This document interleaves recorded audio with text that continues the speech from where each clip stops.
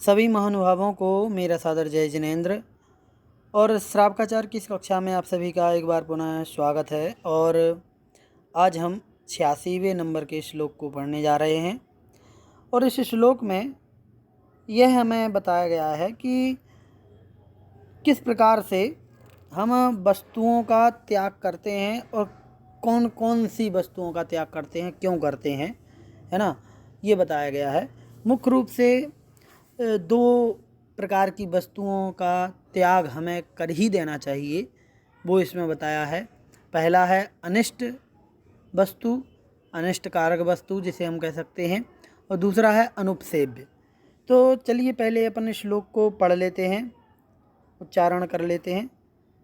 तो यदनिष्टम, यदनिष्टम, इसको अच्छे से पढ़ेंगे।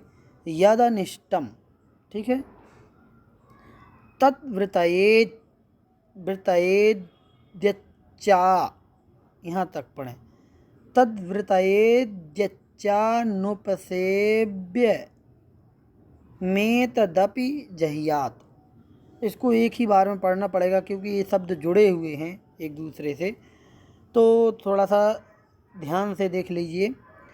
तद्वृतयेद्यच्चा, तद्वृतयेद्यच्चा नुपस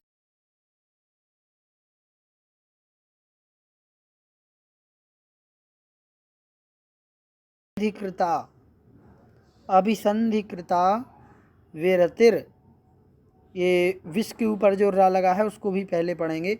विरतिर, फिर विषयाद्योगाद व्रतम भवति, विषयाद्योगाद व्रतम भवति, ठीक है।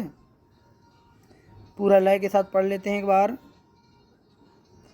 यदनिष्टम तद्वृतयेद, वृतयेद, जो ये जो शब्द दिया है ना, इसमें क्या है, एक तो आधा दा है और या है, तो द्य ये है।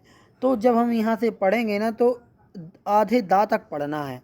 वृतयेद, ये बिल्कुल जीभ में टच रहेगा, दा बाहर नहीं निकलेगा, नहीं तो पूरा हो जाएगा।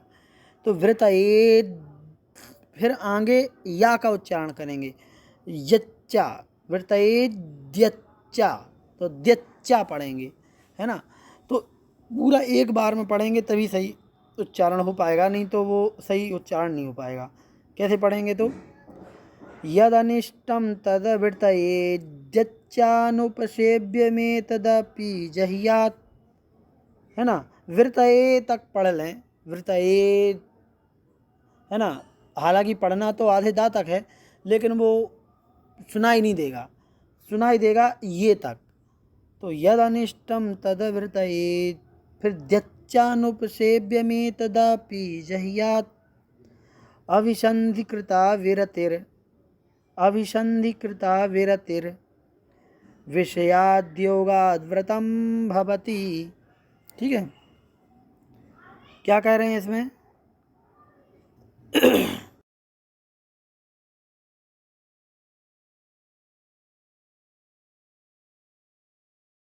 अनिष्टम, ठीक है।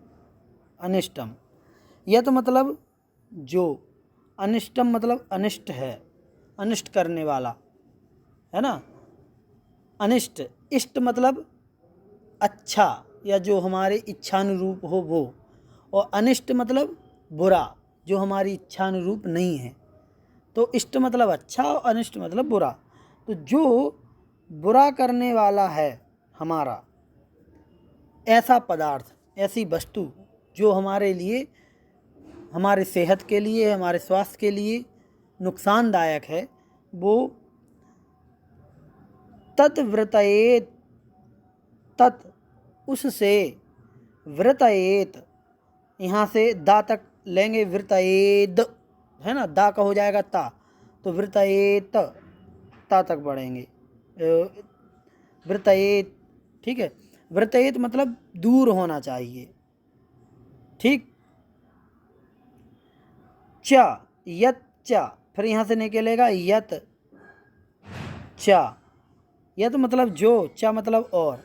तो पहले कहा जो अनिष्ट है तद्वृतयेत, जो वस्तु अनिष्ट कारक है उससे दूर होना चाहिए। विरतित मतलब दूर होना चाहिए। यत चा, फिर कहा यत चा, और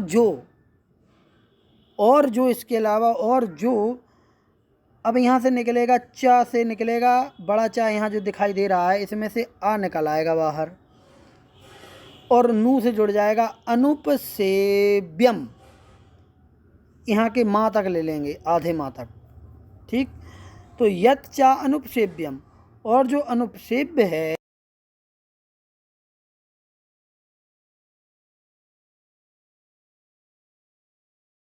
बाहर, तो बन जाएगा एतत् अपि अनुपसेव्यम एतत् अपि जहियात, मतलब छोड़ने योग्य है। तो कहने का मतलब ये है कि जो अनिष्टकारक वस्तु है वो भी छोड़ने योग्य है, और जो अनुपसेव्य है वो भी छोड़ने योग्य है। ठीक, अब ये कौन कौन होते हैं वो अपन थोड़ा सा आगे बताएंगे। ठीक है, अभी केवल श्लोक कार्य समझ लें। अविसंधि कृता विरतिर विषयाद योगात व्रतम भवति।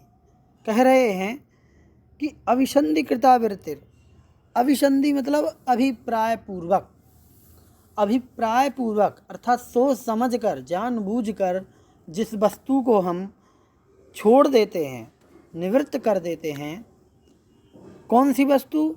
विषयात योग्यात, जो योग्य विषय है। योग्य विषय मतलब यहाँ पर कौन सा विषय चल रहा है? अनिष्ट विषय, है ना। तो ऐसा विषय जो छोड़ने योग्य है, तो छोड़ने योग्य ऐसे विषय को यदि हम अभिप्राय पूर्वक छोड़ देते हैं तो व्रतम भवति, तो व्रत कहलाता है। अर्थात जितनी भी वस्तुएं छोड़ने योग्य हैं, चाहे वो अनिष्टकारक हों, अनुपसेव्य हों, यदि हम उनको अभिप्राय पूर्वक सोच समझकर, जानबूझकर, अपनी इच्छा से छोड़ देते हैं तो व्रत कहलाता है। अभिप्राय पूर्वक कहने का मतलब क्या है? अभिप्राय पूर्वक कहने का मतलब ये है कि बहुत सारी ऐसी वस्तुएं हैं अनिष्ट या अनुपसेव्य जिनको हम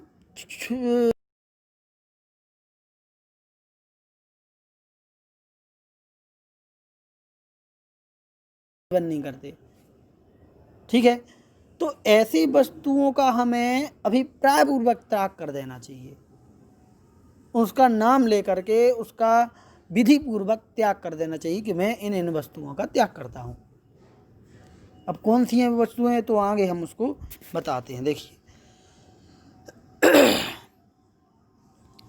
देखो यहाँ तो वही लिखा है जो हमने ऊपर बताया है, यहाँ पर पढ़ लीजिए। देखिए, नहीं, ऊपर भी पढ़ लेते हैं थोड़ा सा। जो वस्तु प्रासुक होने पर भी अनिष्ट है, प्रासुक मतलब प्रासुक तो है।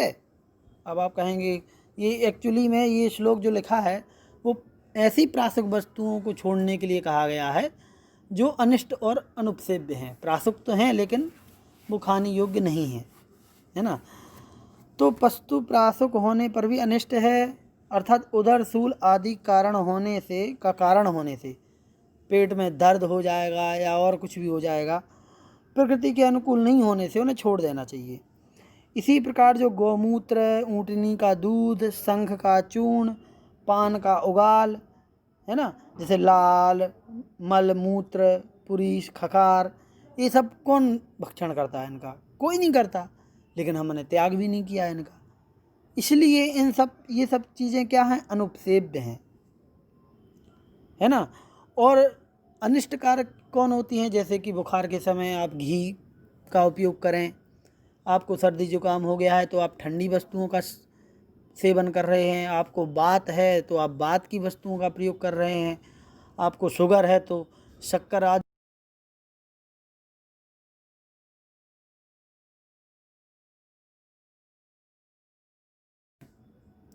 और ये जो मल मूत्र उगाल हैं, शंख का चूर्ण, ये सब क्या है? अनुपसेव्य हैं।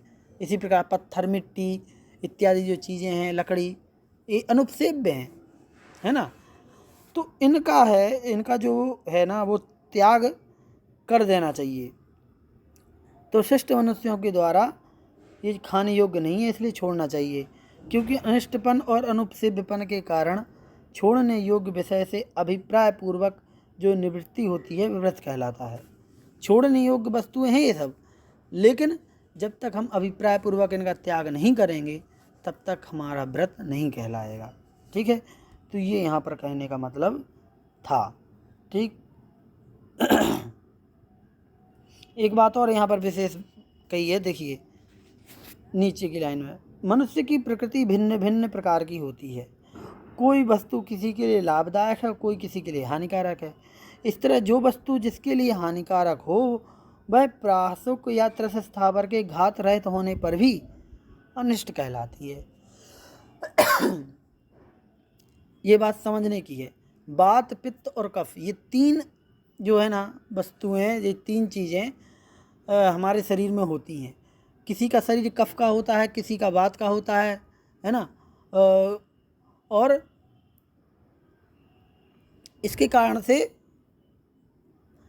क्या होता है कि हमारे शरीर में यदि किसी को कफ की प्रवृत्ति है, कफ का शरीर है, तो उसको ठंडी चीज़ें ज़्यादा जल्दी हावी होती हैं, है ना, और वो उसको बीमार करती हैं। इसी प्रकार जिसके वात का शरीर है, वातांश वाला, तो उसको वात या जो वादी वाली चीज़ें जो कहलाती हैं, वात